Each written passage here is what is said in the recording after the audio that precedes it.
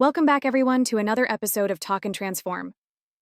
I'm your host, Anna, and today I'm really excited because we have a special guest with us, Jackson. He's an expert in brain science and language learning. Jackson, welcome to the show. Thanks so much for having me, Anna. It's great to be here. Today's episode is all about how to train your brain to learn English faster. We all know learning a new language can be tough, but what if there's a way to actually speed up the process? Jackson, do you think it's possible to train our brains to learn English more efficiently? Absolutely, Anna. The brain is like a muscle. The more we exercise it, the stronger and more efficient it becomes. Learning a language isn't just about memorizing words.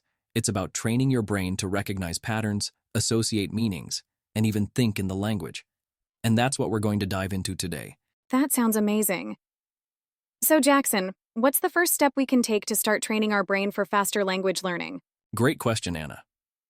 The first step is immersion. Immerse yourself in English as much as possible. Surround your brain with the language. This means watching movies, listening to podcasts, reading books, or even changing the language settings on your devices. The more you expose yourself to English, the faster your brain starts to recognize and understand it. I totally agree. I've noticed that listening to English podcasts has really helped me. But how can we really boost our retention of new words and concepts? That's where spaced repetition comes in.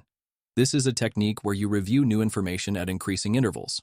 For example, you might learn a new word today, then review it tomorrow, then in a few days, and again a week later. This helps to transfer the new information from your short-term memory into long-term memory. That sounds so effective. So, spaced repetition is basically giving our brain the time it needs to cement new words and ideas. What's another tip we can use to speed up our learning process? Another powerful method is active recall. This means instead of just passively reading or listening to new content, try to actively engage with it. For instance, after you read a new sentence or listen to a podcast, try to recall and repeat what you learned without looking at the text or notes. This helps your brain strengthen the neural connections for that word or phrase. I love that. It's like a workout for your brain, right? Now, what about the emotional aspect of language learning? Can our emotions play a role in how quickly we learn? Absolutely, Anna. Our emotions have a huge impact on learning. When we're emotionally engaged, whether it's through excitement, curiosity, or even a little challenge, our brain releases dopamine, which enhances memory and motivation.